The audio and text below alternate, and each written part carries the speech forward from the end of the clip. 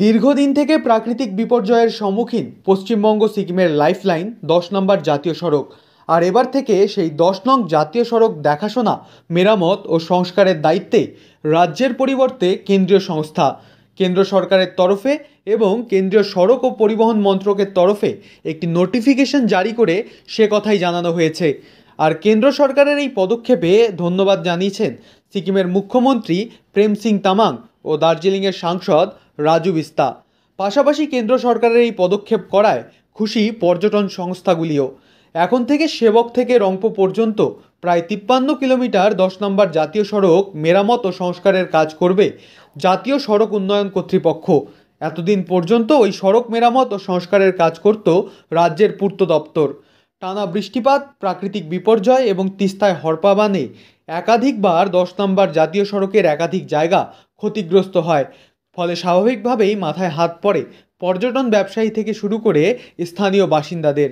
প্রবল বৃষ্টিতে তিস্তার জলস্রোতে তলিয়ে যায় পশ্চিমবঙ্গ সিকিমের লাইফলাইন 10 নম্বর জাতীয় সড়কের একাংশ, যে কারণে পাহাড় কেটে নতুন করে জাতীয় সড়ক নির্মাণের কাজ করতে হয়।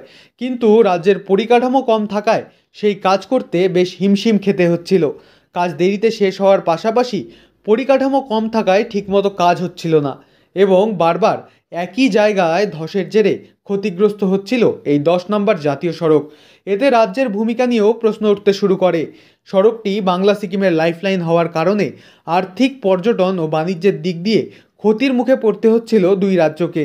এই প্রসঙ্গে এক পর্যটন ব্যবসায়ী কৌশিক বারুই বলেন, বিভিন্ন সময় প্রাকৃতিক বিপর্যয় এবং তিস্তার হড়পা বানে ক্ষতিগ্রস্ত হয়েছে এই 10 নম্বর জাতীয় সড়ক।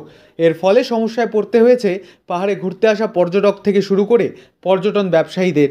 স্বাভাবিকভাবেই কেন্দ্রের কাছে এই রাস্তার দেখভালের দায়িত্ব যাওয়ায় আশা রাখছি এই রাস্তাটি আরও ভালোভাবে তৈরি হবে এবং সিকিমের পর্যটনে ব্যবসা ভালো হবে। আমরা সত্যি শুনে খুব খুশি হলাম যে জাতীয় সড়ক 10, যেটা ন্যাশনাল হাইওয়ে 10, পশ্চিমবঙ্গ এবং সিকিমের যে যোগাযোগ ব্যবস্থা, সেটার দায়িত্ব বা রক্ষণাবেক্ষণ এবার কেন্দ্র সরকার নিচ্ছে। আশা করি এতে পর্যটন সত্যি খুব ভালো হবে সিকিমের এবং তার সাথে আমাদের পশ্চিমবঙ্গেরও। কারণ হচ্ছে এই একটাই রাস্তা যেটা যোগাযোগ মাধ্যম সিকিমের। অল্টারনেট রাস্তা আছে কিন্তু এটা মেন রাস্তা। কিন্তু প্রাকৃতিক দুর্যোগের কারণে বিভিন্ন সময় বিভিন্নভাবে ক্ষতিগ্রস্ত হয়, তাতে পর্যটক এবং আমাদের মতো পর্যটন ব্যবসায়ীরা সমস্যার সম্মুখ হয়। এবার যখনই পর্যটকরা এই সমস্যার সম্মুখীন হয়, এতে কিন্তু আমাদের মতন পর্যটন ব্যবসায়ীরা যারা তাদেরকে আমাদের এই সিকিমের উদ্দেশ্যে নিয়ে আসে বিভিন্ন জায়গা থেকে, তখন আমরাও সমস্যায় পড়ি।